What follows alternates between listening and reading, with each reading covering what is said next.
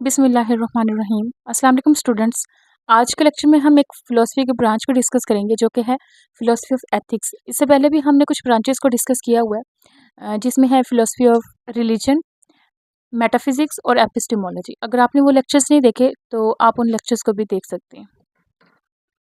Philosophy of ethics, basically हमारा जो question है यहाँ पे वो है एथिक्स, कि एथिक्स होता क्या है, एथिक्स का मतलब क्या होता है।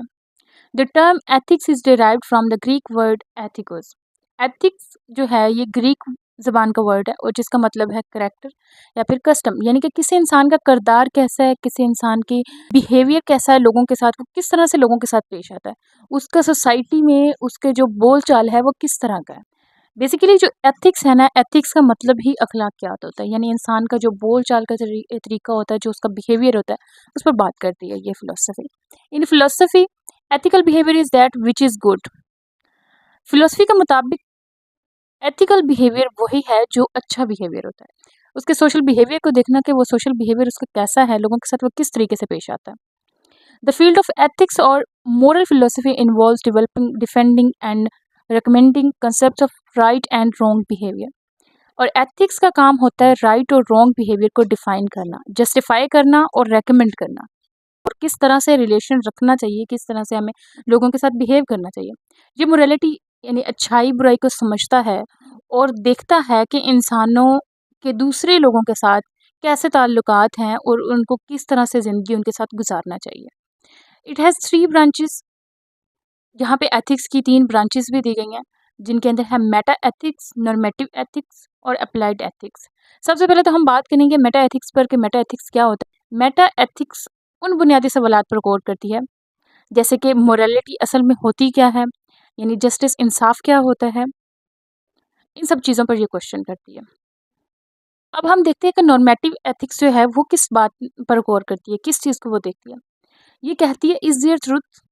ये एक बेसिक फिलोसफी का सवाल है कि क्या कोई ऐसी हकीकत, ऑब्जेक्टिव ट्रूथ मौजूद है जो सबके लिए एक जैसा हो, जो सबके लिए एक जैसा हो और हर इंसान उसको फॉलो करे।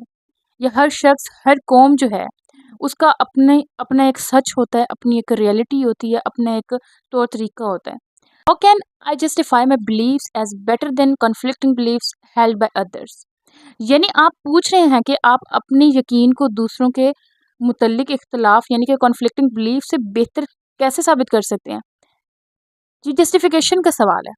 प्रूफ, दलाइल, एविडेंस, रीजनिंग और कंसिस्टेंसी दिखाने की बात करता है ये।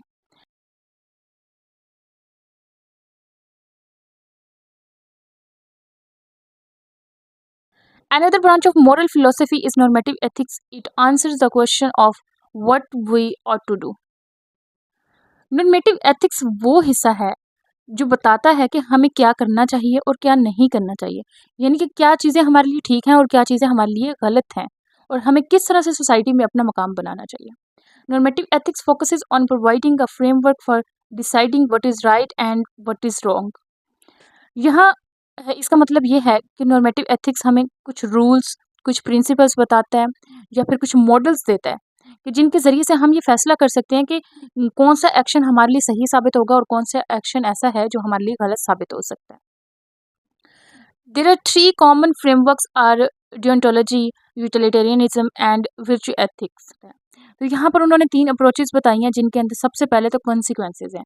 कॉन्सिक्वेंसेज यानी कि किसी भी चीज़ का रिजल्ट, जो रवैया, जो बिहेवियर आप लोगों के साथ रखते हैं उसका क्या नतीजा निकलता है, उसका क्या रिजल्ट निकलता है, यहाँ पर ये बात की जाती है। अब यहाँ पर देखें कि काम की अच्छाई या बुराई उसका रिजल्ट बताता है। अगर हम कोई अच्छा काम करते हैं तो उसका नतीजा जो है हमारी नज़र में वो काम अच्छा होगा, लेकिन उसका नतीजा बहुत बुरा निकले तो वो काम अच्छा नहीं कहलाएगा, वो काम हमेशा बुरा ही कहलाएगा। यहाँ पे इस अप्रोच के अकॉर्डिंग वो काम गलत करार दिया जाएगा, वो काम गलत करार दिया जाएगा इस अप्रोच के कि आपके रिजल्ट्स कैसे आ रहे हैं, आपके इस काम का नतीजा कैसा निकलता है। फ़र्ज़ करते हैं कि अगर आप झूठ बोलकर किसी की जान बचा लेते हैं, अगर आपने किसी की जान बचा ली तो ये बहुत अच्छा काम किया आपने, लेकिन झूठ बोलकर आपने बहुत गलत किया। लेकिन जान बचाना ज़्यादा ज़रूरी था, और अगर आपने किसी की जान बचा ली झूठ बोलकर, क्या है ये एक एथिकल है, क्योंकि रिज़ल्ट इसका पॉज़िटिव निकलता है। तो ये फ़ोकस करती है कॉन्सिक्वेंसेस जो है ये इस चीज़ पर फ़ोकस करती है कि आपके रिज़ल्ट कैसे निकलते हैं। आपका रिज़ल्ट क्या अगर तो आपका गलत काम करने के बाद भी रिज़ल्ट अच्छा निकलता है, आपकी नीयत सही होती है, तो वहाँ पर क्या है कि ये एथिकल होगा, ठीक है? ये आपका बिहेवियर जो है ये एथिकल बिहेवियर कहलाएगा। अब डिओन्टोलॉजी की अगर हम बात करें तो ये होती है फ़र्ज़ पसंदी। फ़र्ज़ पसंदी कैसे होती है? काम की अच्छाई या बुराई उस रूल से होती है जो आप फ़ॉलो करते हैं, चाहे रिज़ल्ट कुछ भी हों।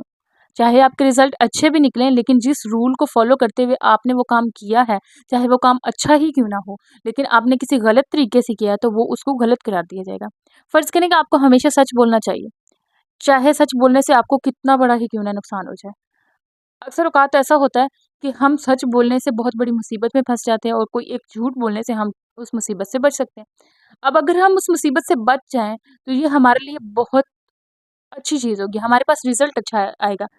लेकिन अगर आप सच बोलते हैं और आपको उसका कोई फ़ायदा नहीं होता, तो यहाँ पर क्या होता है कि आपको कोई नुकसान भी हो जाता है, फिर भी वो कहते हैं डिओन्टोलॉजी कहती है कि आपका वो अमल जो आपने किया, मतलब आपकी सच्चाई मैटर करती है। आपका अगर नतीजे में आपको कुछ गलत भी आपके साथ हो गया, तो उससे कोई फ़र्क नहीं पड़ता। थर्ड नंबर पे आ जाता है वर्च्यू एथिक्स। वर्च्यू एथिक्स क्या होती है? सीरत पसंदी। सीरत समझते हैं? सीरत क्या होता है? करैक्टर। ये करैक्टर पर डिपेंड करती है। अच्छाई और बुराई जो है ये इंसान के करैक्टर पर डिपेंड करती है। अगर इंसान ईमानदार हो, रहमदिल हो, तो उसके एक्शन नेचुरली एथिकल होंगे। एक बात है कि उसके पास हर चीज़ का नॉलेज है, उसके पास इल्म है और वो ईमान रखता है और वो हर तरह से अच्छाई की तरफ जाता है। अगर वो सारे काम अच्छे करता है, तो ज़ाहिर-सी बात है उसका जो बिहेवियर है वो भी एथिकल ही होगा। अब ये था हमारा नॉर्मेटिव एथिक्स और अब हमने देखना है अप्लाइड एथिक्स को। अप्लाइड एथिक्स क्या होता है? ये एथिक्स रियल लाइफ प्रॉब्लम पर अप्लाई होती है। फॉर एग्जांपल अबॉर्शन एथिकल है या नहीं है? वॉर एंड टेररिज्म सही है या गलत है? आर्टिफिशियल इंटेलिजेंस को इंसान जैसा हक मिलना चाहिए या फिर नहीं मिलना चाहिए? तो ये कुछ अप्रोचेस हैं जिनको हमने डिस्कस किया था। तो ये ब्रांचेस हैं फिलॉसफी ऑफ एथिक्स की, जिसको हमने यहाँ पे डिस्कस किया। फिलॉसफी ऑफ एथिक्स ये सिखाती है कि इंसान के एक्शंस को सिर्फ फीलिंग से नहीं, बल्कि लॉजिक से, रूल से और कंसिक्वेंसेस के थ्रू समझना चाहिए। लॉजिक से भी समझना चाहिए कि अगर आप किसी को खुशी देने के लिए एक तरह से ये बात बहुत अच्छी है कि अगर आप किसी को खुशी देने के लिए झूठ बोल देते हैं, तो अगले बंदे को अगर खुशी मिलती है, तो वो आपका एक एथिकल बिहेवियर माना जाता है, कंसिक्वेंसेस के अंदर। आपने लॉजिक के थ्रू भी आपने देखना होता है, रूल्स के थ्रू भी आपने देखना होता है, हर तरीके से आपको एथिक का ख्याल रखना चाहिए। उम्मीद करती हूँ कि आपको अच्छे से समझ में आया होगा। अगर वीडियो अच्छी लगी हो तो वीडियो को ज़रूर लाइक कीजिएगा। मिलते हैं नेक्स्ट वीडियो में, तब तक के लिए अपना बहुत सारा ख्याल रखिएगा। अल्लाह हाफ़िज़।